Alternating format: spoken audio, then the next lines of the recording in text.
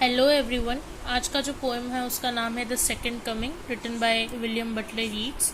इस पोएम को 1919 में लिखा गया था। वर्ल्ड वॉर वन के कुछ टाइम बाद ही लिखा गया था। और इस पोएम में हम इसका जो टाइटल है द सेकंड कमिंग, वो डिपिक्ट करता है जीसस के दोबारा पैदा होने पर, उनके सेकंड कमिंग के बारे में। कहते हैं ना, जब जब धरती पे पाप बढ़ जाता है, बुरे काम बढ़ जाते हैं, तो भगवान दोबारा जन्म लेते हैं। तो ऐसा ही कुछ मेंशन रेफरेंस बाइबल में भी किया गया था। तो जब W.B. ईट्स ने ये देखा कि वर्ल्ड वॉर वन में करीब 18,000 लोग मारे गए थे, तो उससे डिस्टर्ब होकर उन्होंने ये पोएम लिखा था। और उन्होंने ये चीज़ इस पोएम में बोला है कि 2000 साल पूरे हो गए हैं और अब जीसस के दोबारा से आने का टाइम हो गया है, उनका सेकंड कमिंग का टाइम हो गया है, क्योंकि धरती पे बुरे काम बहुत बढ़ चुके हैं। So let's start. Turning and turning in the widening Jair.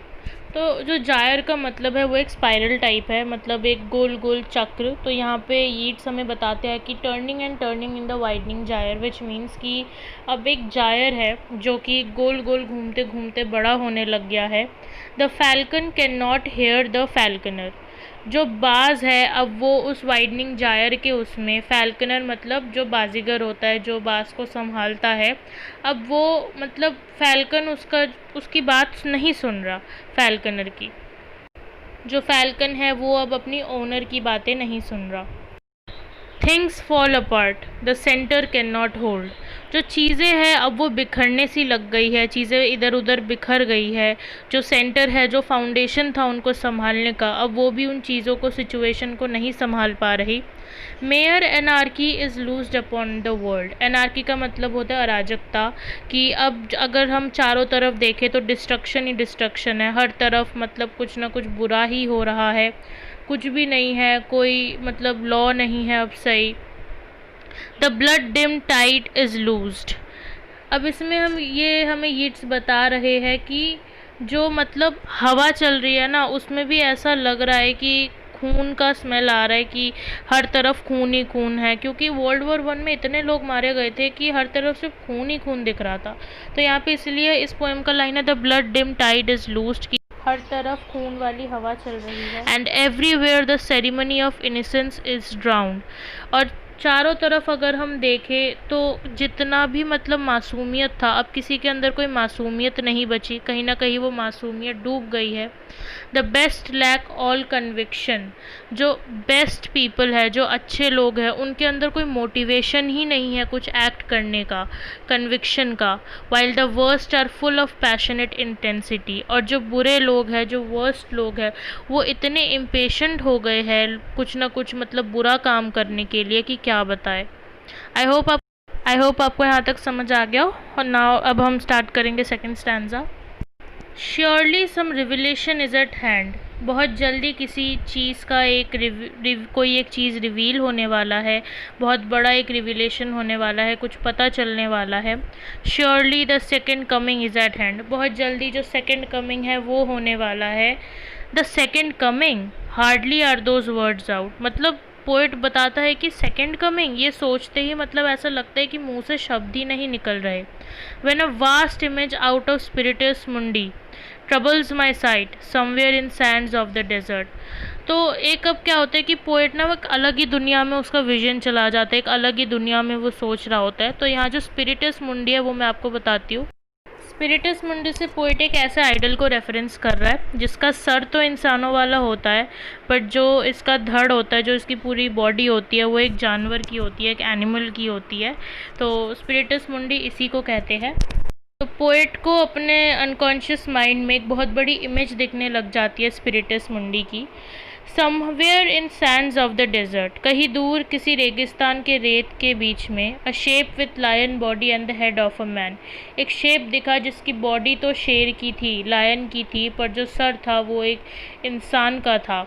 A gaze blank and pitiless as the sun. Poet ने बेसिकली रेफ़र किया है स्पिरिटस मुंडी को कि मतलब अब ये धीरे धीरे एक मतलब ज़िंदा होने लगा था। A gaze blank and pitiless as the sun, मतलब इससे रेफ़र किया है कि जैसे एक धूप, कड़कड़ाती धूप, मतलब मर्सीलेस लगता है ना, पिटीलेस जिसको बोलते हैं, कोई दया नहीं होती। रेगिस्तान की धूप कैसी होती है, तो पोएट को लगता है कि ये जो स्पिरिटस मुंडी है ये अंदर से तो पूरा खाली है, पर इसके अंदर कोई मर्सी नहीं है, कोई दया नहीं है। Is moving it's slow thighs while all about it. अब ये धीरे धीरे अपने पैरों को हिलाने लग गया है। Reel shadows of the indignant desert birds. तो अब यहाँ पे बोलते हैं कि वहाँ रेगिस्तान के उस और मतलब स्पिरिटस मुंडी के आसपास जितनी भी बर्ड्स उड़ रही थी, उसको देखने के बाद से, उसका मतलब कैरेक्टर देखने के बाद से वो बर्ड्स भी एकदम से डिस्टर्ब हो गई और यहाँ वहाँ उड़ने लग गई। The darkness drops again. फिर से अंधेरा छा गया है पूरी दुनिया में। But now I know. तो पोएट बताता है कि पर अब मैं जानता हूँ that 20 centuries of stony sleep, कि 2000 साल की जो ये शांति थी, ये जो 2000 साल से जो ऐसा लग रहा था कि भगवान कहीं सो रहे थे, were vexed to nightmare by a rocking cradle. Vexed to nightmare का मतलब है, वेक्स का मतलब है बुरा, नाइटमेयर सपना, बाय रॉकिंग क्रेडल, क्रेडल मतलब पालना। तो पोएट ये बोलना चाह रहे थे कि जो 2000 साल से जो मतलब स्टोनी स्लीप, मतलब 2000 साल से जो शांति है, जो सो रहे थे, अब वो एकदम से वो बुरा सपना टूट गया है, एकदम से पालना अब हिलने लगा है बहुत तेज़ तेज़। इसका मतलब कहीं ना कहीं जीसस जन्म ले रहे, उनका सेकंड कमिंग हो रहा है। And what rough beast its hour come round at last. और पोएट बोलता है कि कौन सा राक्षस, पता है ना, अब वो टाइम आ गया है, अब वो लास्ट घंटा बचा है सेकेंड कमिंग के लिए, लास्ट आवर बच गया है। Slouches towards Bethlehem to be born. Slouches का मतलब है धीरे धीरे मूव करना। तो यहाँ पे बोलते हैं कि अब वो धीरे धीरे बेथलेम की ओर चलने लग गया है, जहाँ पे वो पैदा होने वाला है। बेथलेम का मतलब है जहाँ पे जीसस का जन्म हुआ था, बेथलेम उस जगह का नाम था। कि अब वो क्रिएचर बेथलेम की ओर जाने लगा है, जहाँ पे अब जीसस का सेकंड कमिंग होगा, जीसस दोबारा से जन्म लेंगे। तो यहीं पे हमारी ये पोएम एंड होती है। So let's discuss the themes now. पहला तो है क्रिश्चियनिटी, क्योंकि यहाँ पे जीसस का रेफरेंस आया है कि वो दोबारा से जन्म लेने वाले हैं और उनके आने के बाद ही मतलब धरती से पाप खत्म होगा। And second is time is cyclical gyre. यहाँ पे रेफरेंस आया कि जो जायर है वो एक ऐसे गोल गोल घूमने वाला स्प्रिंग है जो कि कभी रुकता नहीं, टाइम बढ़ता जाता है, टाइम कभी एक जैसा नहीं रहता। एक टाइम पे अच्छे लोग हुआ करते थे, पर अब धरती पे बहुत बुरे काम होने शुरू हो गए, डिस्ट्रक्शन होने लग गया। तो एक जायरल ऐसा एक वाइडनिंग स्पाइरल है जिसके साथ टाइम भी बढ़ता जाता है और ये जो जायर है वो भी बढ़ता ही जाता है और टाइम कभी रुकता नहीं है। तो इस पोएम के पीछे का जो मेन आइडिया था वो विलियम बटलर यीट्स हमसे ये बोलना चाहते थे कि मतलब दुनिया पहले जैसी नहीं रही। वर्ल्ड वॉर 1 के बाद बहुत ज़्यादा डिस्ट्रक्शन हो गया था, अराउंड 18,000 लोगों की डेथ हुई थी उसमें।